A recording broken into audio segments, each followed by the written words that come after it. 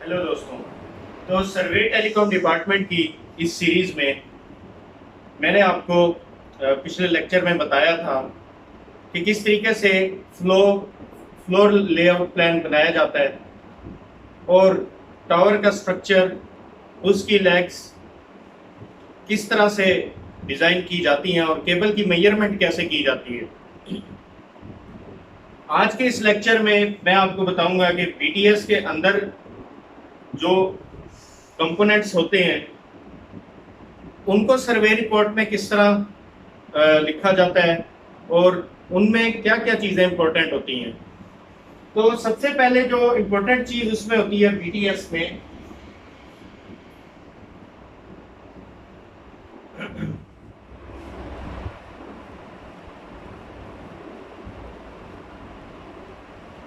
Number of circuit breakers.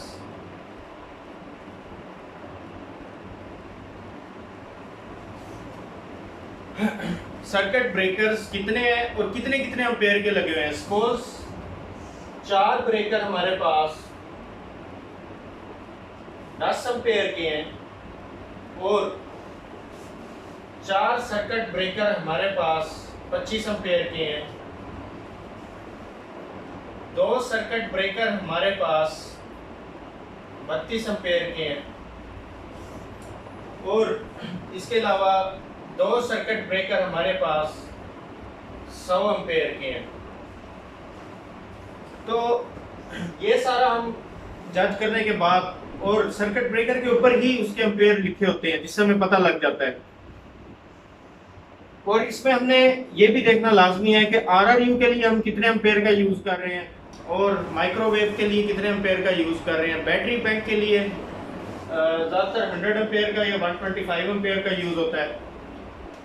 इसके अलावा जो बीटीएस में बेस बैंड यूनिट में आपके कार्ड्स यूज हो रहे होते हैं, उनको देखते हैं कि वो कौन कौन से कार्ड है। सपोज बेस बैंड यूनिट में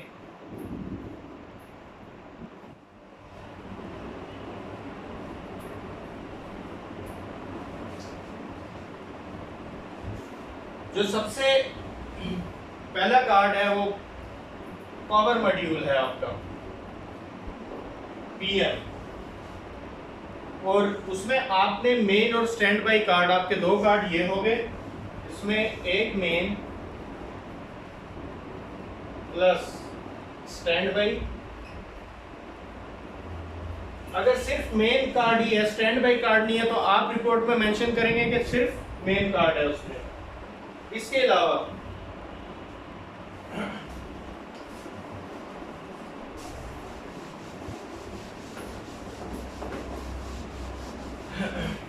बेस बैंड यूनिट में आपको पता है फाइबर स्विच की तादाद आपने देखनी है, मींस के फाइबर्स कितनी लगी हुई है।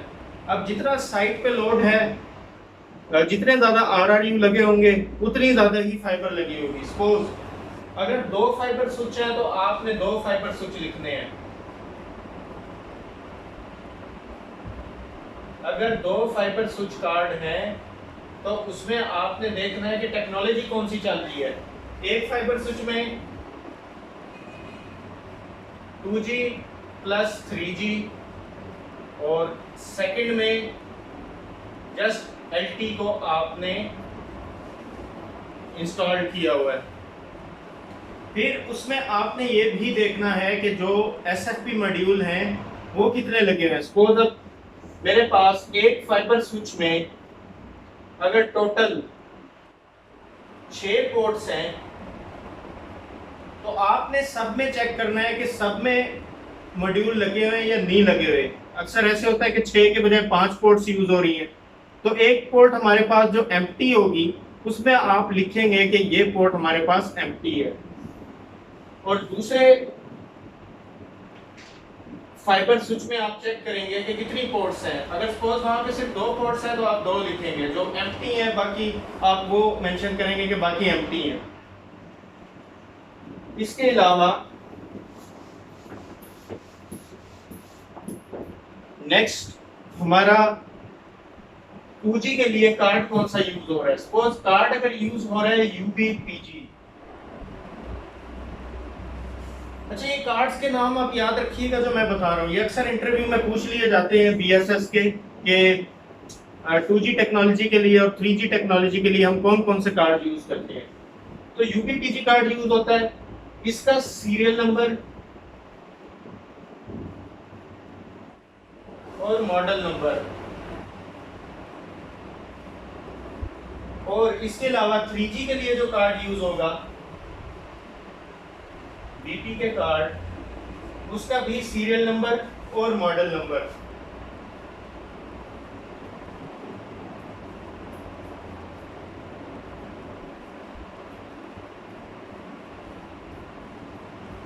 आपने अलग से नोट करना है। और LT के लिए जो यूज होगा 4G के लिए सेम BPN कार्ड यूज होगा, उसका serial number and model number आपने नोट करना है। और अगर तीनों का आपको कहे कि आपने कार्ड को निकाल के उसका सीरियल नंबर और मॉडल नंबर नहीं देखना, तो आप उनसे कहेंगे कि इनके सीरियल नंबर और मॉडल नंबर के मुझे लॉग्स शेयर कीजिए। लॉग्स में आपको 2G 3G 4G तीनों टेक्नोलॉजीज के जो कार्ड लगे हुए हैं उसका सीरियल नंबर और मॉडल नंबर पता लग जाएगा।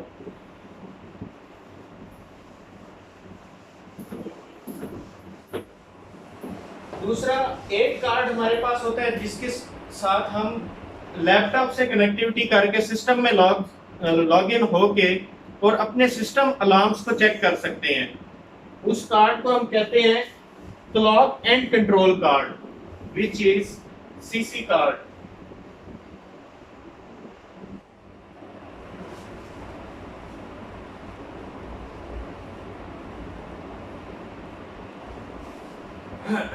प्री ऑडिट सर्वे में जब भी आप साइट पे जाएंगे, जैसे ही आप अपना सर्वे स्टार्ट करेंगे, BTS के पास जाएंगे तो सबसे पहले उसमें लॉगिन होंगे।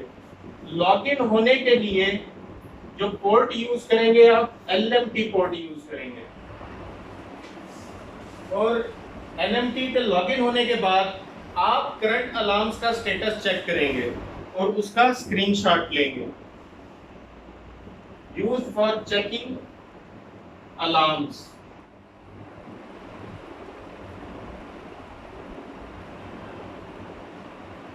और जो इसके लिए वर्जन यूज हो रहा है वो 12.14 वर्जन ज्यादातर यूज हो रहा है। अगर आपसे पूछ लिया जाए LMT का वर्जन कौन सा यूज हो रहा है, तो आप उन्हें बताइएगा कि LMT की यूटिलाइजेशन जो होती है वो सिस्टम अलार्म चेक करने के लिए होती है। मींस आपके किसी सिस्टम पे अगर कोई अलार्म आ रहा है, कोई कार्ड फॉल्टी है या फिर SFP फॉल्टी है, तो कोई ना कोई अलार्म आपको LMT पे लॉगिन होने के साथ शो होगा।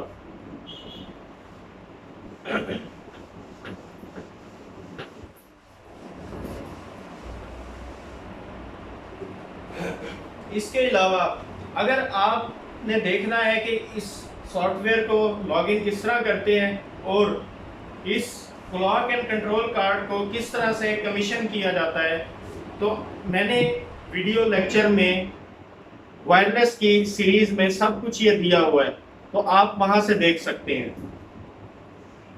अब आते हैं SFP मॉड्यूल्स की तरफ।